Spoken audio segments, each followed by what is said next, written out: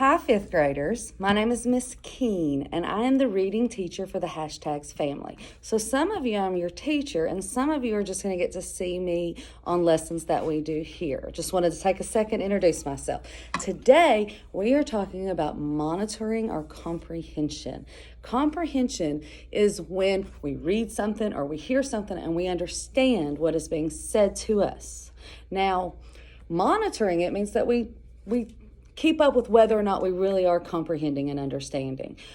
We do a better job, I'm sure most of us, while we're listening. Reading might be a little bit more difficult, and it is for me too. I notice sometimes when I'm reading that I get to the end of the page and all I've thought about is my grocery list and what I need to buy, and I don't remember anything that I've read.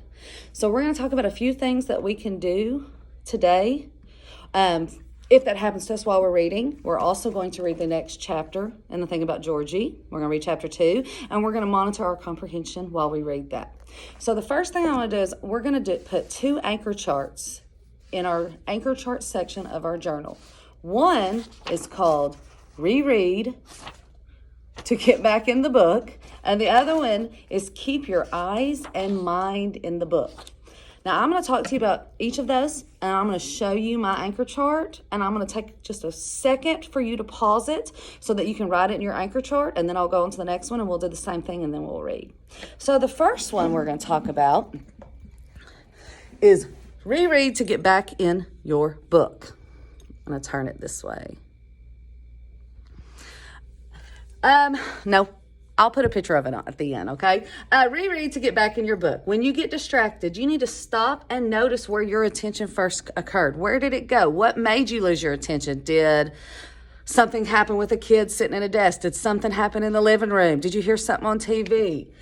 Go back to the last thing you remember, really understanding, really reading, and then start rereading again. And maybe keep notes of the important things that happened as you read. Take a second and think, okay, that was important, that was important. The other one is keep your eyes and mind in the book. Be aware of your attention shifting. So rethink your choice of where you're reading. Rethink what's happening around you. Rethink maybe sitting here on my couch is not the best place for me to read. Maybe I need to sit at my dining room table. And when that does happen, when something messed you up, you need to go back and reread again. Okay, I'm going to post pictures of those with the lesson so that you can make sure you get them in your anchor chart. And now we're going to practice monitoring our comprehension on the thing about Georgie. So we have only read chapter 1. We met Georgie. We met Jeannie the Meanie. We met Georgie's best friend, Andy. And we learned that Georgie was a dwarf. So we're going to start with chapter 2. It says, I need you to do me another favor. Okay, I'm reading a part that's italicized. So this is the author talking to you, the reader.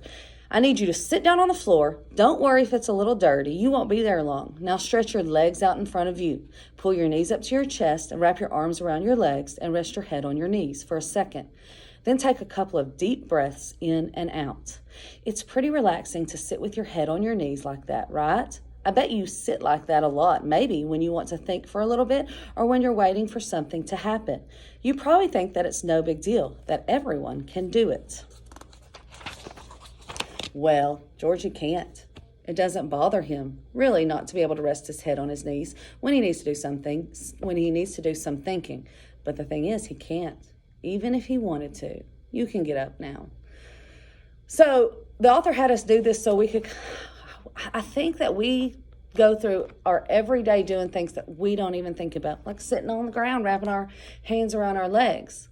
But if we'll take a second and think about all those things, we're going to find that a lot of the things that we do, Georgie can't do.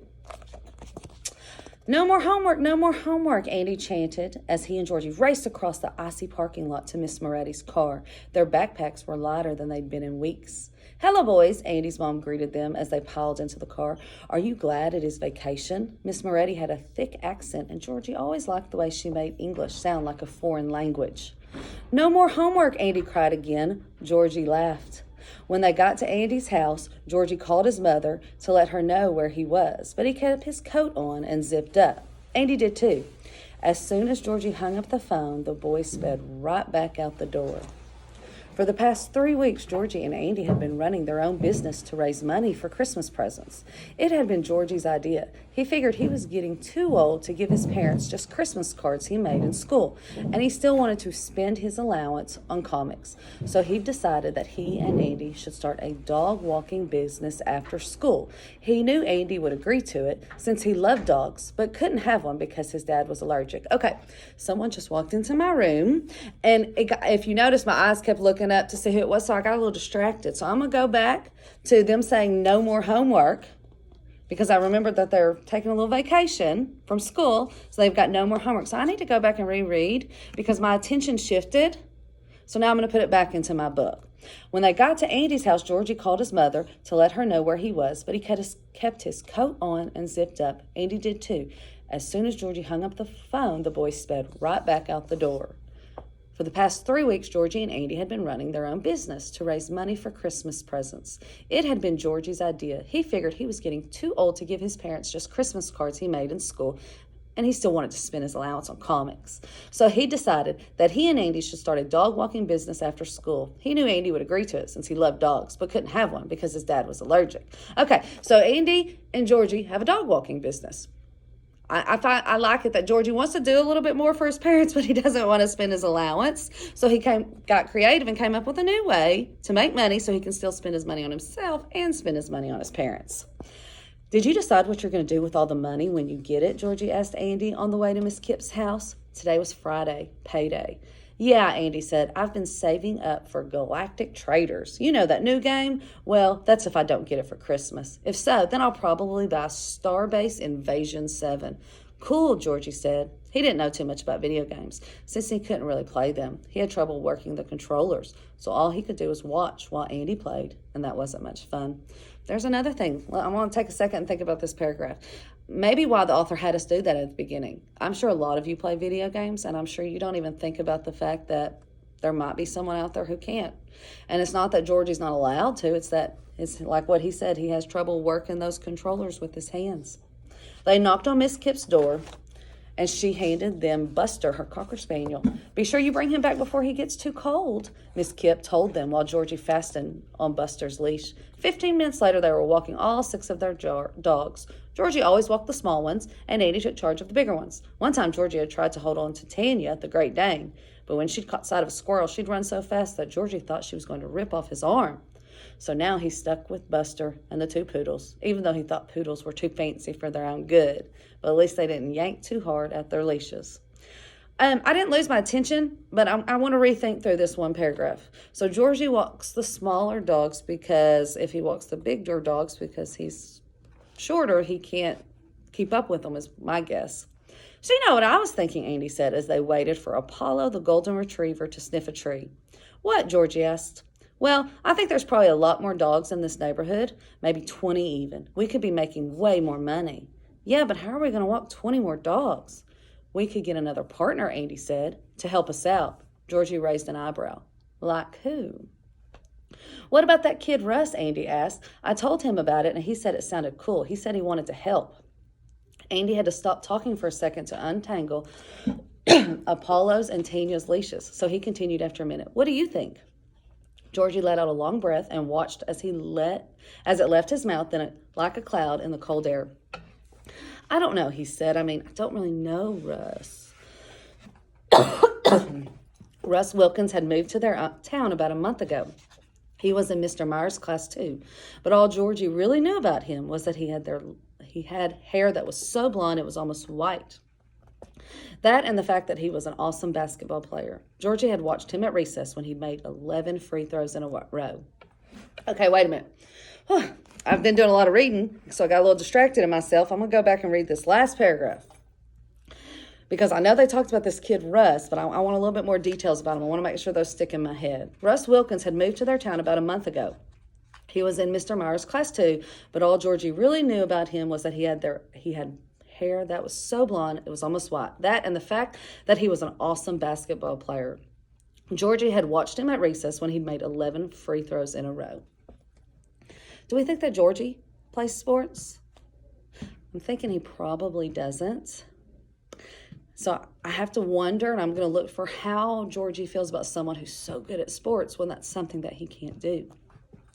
He's cool, Andy said, his boots crunching in the snow as he walked. You'd like him. I hung out with him the other day when you were sick.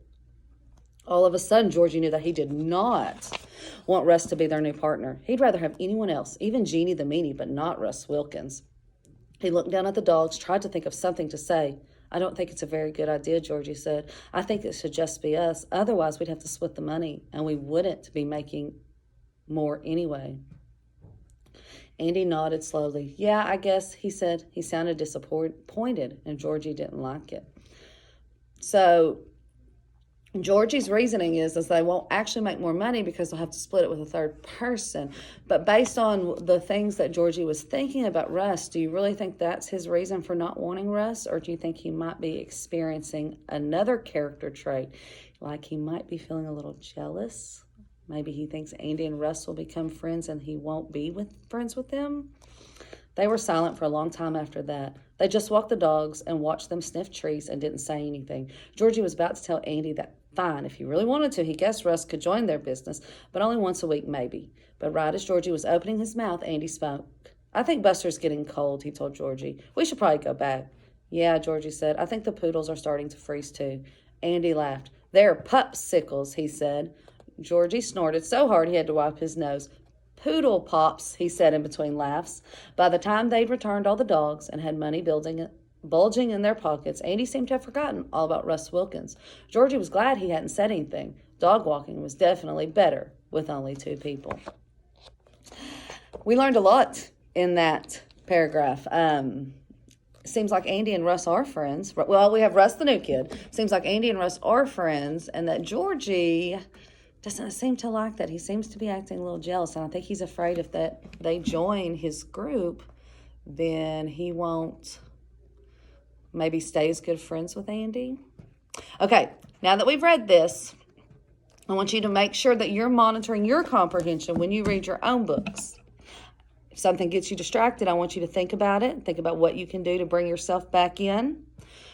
Also, make sure to go back to that anchor chart section if you haven't already and put these 2 anchor charts in. I'll attach a picture with the lesson as well so you can copy them, okay? Bye, kids.